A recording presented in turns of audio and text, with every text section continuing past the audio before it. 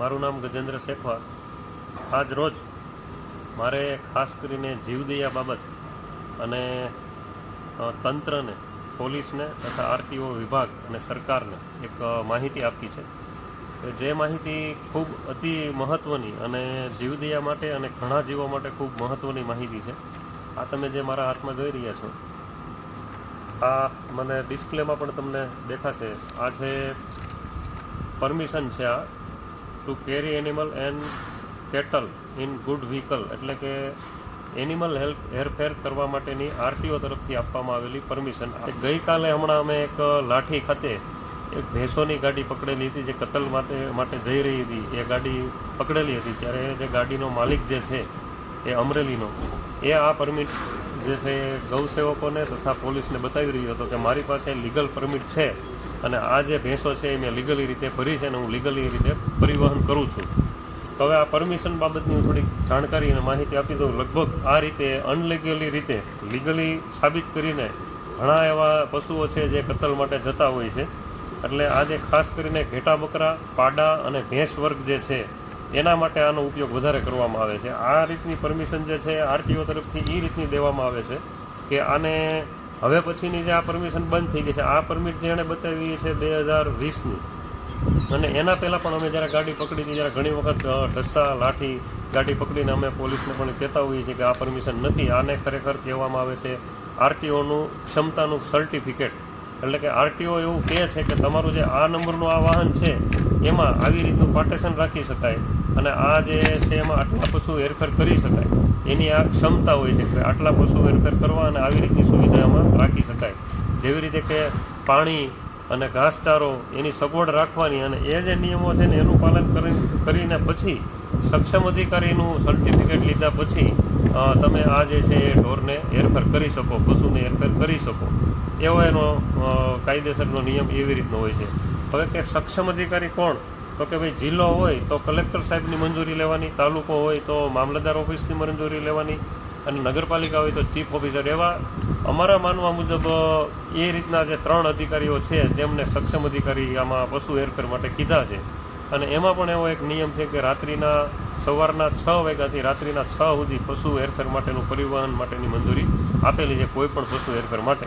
ત્યારે આ લોકો જે છે કતલ કરવાના ઈરાદે જે પશુઓ લઈ જતા હોય છે તે આવી પરમિશન લગભગ પોલીસને બતાવતા હોય છે. અને આ આરટીઓનું ક્ષમતાનું સર્ટિફિકેટ છે અને આ 2020માં, અને મેં હમણાં આરટીઓમાં મારા દ્વારા જાણ્યું તો આ રીતના આરટીઓ જે પરમિશન આપવામાં આવેલી હતી એની એક પહેલાં ફરિયાદ પણ થયેલી હતી, ત્યારે આ ટાઈપની પરમિશનને જે છે રદ કરવામાં આવેલી છે. એટલે હવે પછી કોઈ પણ પોલીસ સ્ટેશનની અંદર કે કોઈ પણ ગૌસેવકો જ્યારે ગાડી રોકે અને આ રીતની પરમિશન બતાવે તો આને માન્ય ન ગણવી.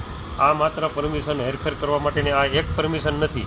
આના સિવાયની સરકારમાંથી, કલેક્ટર ઓફિસેથી, મામલતદાર સાહેબ પાસેથી અથવા તો ચીફ ઓફિસર સાહેબ પાસેથી આ પરમિશન મેળવવાની આવતી હોય છે હેરફેર કરવા માટે. અને એ પણ નિયમો હોય છે કે એક ગાડી, નાની ગાડી ટ્રક હોય તો એની અંદર 6 અને મોટાની અંદર 8, કદાચ એ રીતનું એનું માપ હોય છે. જ્યારે અમે જે આ ગાડી પકડેલી તેમાં 9 પશુ ભરેલા હતા અને જે આરોપી જે છે તે આ પરમિશન બતાવી રહ્યો હતો કે ભાઈ આ મારી પાસે લીગલ પરમિશન છે, પણ આ પરમિશન પણ રદ થઈ ગયેલી છે.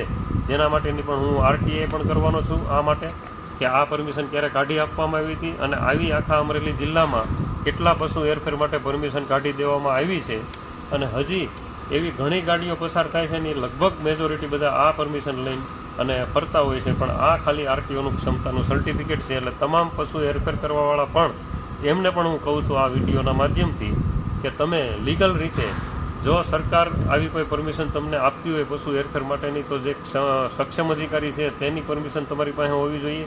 અને જે ગાઈડલાઈન છે જે પશુ હેરફેર માટેની કે આટલું પાણી સાથે હોવું જોઈએ, આટલો ઘાસચારો સાથે હોવો જોઈએ અને હલનચલન કરી શકે એ રીતે પાર્ટેશન એના વચ્ચે હોવા જોઈએ. એ રીતની તમે પરમિશનથી જો હેરફેર કરતા હો સરકારના નીતિ નિયમ મુજબ તો એ માન્ય ગણાય. અને એ પણ કેવા પ્રકારના પશુ તમે લઈ જાઓ છો, કઈ જગ્યાએ લઈ જાઓ છો, ક્યાંથી તમે લાવો છો, એના માલિકના પણ નામ હોવા જોઈએ, કઈ જગ્યાએ તમે લઈ જાઓ છો એના પણ માલિકોના નામ હોવા જોઈએ. આવા ઘણા નિયમો છે, પણ એ કોઈ પણ પ્રકારના નિયમોનું પાલન કરવામાં આવતું નથી. અને આવી રીતના પશુ હેરફેર થતા હોય છે. તો ખાસ કરીને મારું એક એ પણ જણાવવાનું છે તંત્રને આ બાબતમાં અને માનનીય શ્રી ગૃહમંત્રી શ્રી હર્ષ સંઘવી સાહેબને કે આપણે આપ પણ જૈન છો અને જીવદયા માટે જૈન સમાજ હંમેશા ઉત્તમ કામગીરી કરે છે. અને જીવદયાનું જ્યારે નામ આવે ત્યારે જૈન સમાજનું આપણે પહેલાં નામ લેવું પડે ને આવા કરોડો પશુ જ્યારે આપણે બચાવવા હોય ત્યારે ખાસ કરીને એવો એક નોટિફિકેશન તમે આરટીઓ ઇન્સ્પેક્ટર જે છે એમને પણ એવો બહાર પાડો કે તમે જે આપો છો એમાં ઉપર લખવું કે આ જે સર્ટિફિકેટ છે એ માત્ર ક્ષમતાનું સર્ટિફિકેટ છે અને પશુ હેરફેર કરવા માટે તમારે અલગથી સક્ષમ અધિકારીની પરમિશન લેવી પડશે. એવી એક લાઈન જો આમાં તમારે ટાંકવામાં આવે તો આ રીતનો આનો ગેરકાયદેસર ઉપયોગ ન થઈ શકે. જે તે સમયે આરટીઓએ પરમિશન આપી છે તો એણે માત્ર ક્ષમતાનું સર્ટિફિકેટ આપ્યું છે, પણ એને કદાચ જાણ નહીં હોય કે આનો ઉપયોગ આવી રીતે ગેરકાયદેસર રીતે થાય છે. એટલે એ પણ સુધારો કરવાની જરૂર છે. અને હવે પછી જે પશુ હેરફેર જે ઓલ ગુજરાતમાં જેટલા થાય છે એ બધાને એક સરકાર દ્વારા નોટિફિકેશન બહાર પાડવામાં આવે કે ભાઈ આરટીઓનું સર્ટિફિકેટ માત્ર આ નહીં ચાલે પણ સક્ષમ અધિકારીની હેરફેર માટેની મંજૂરી હોવી જોઈએ.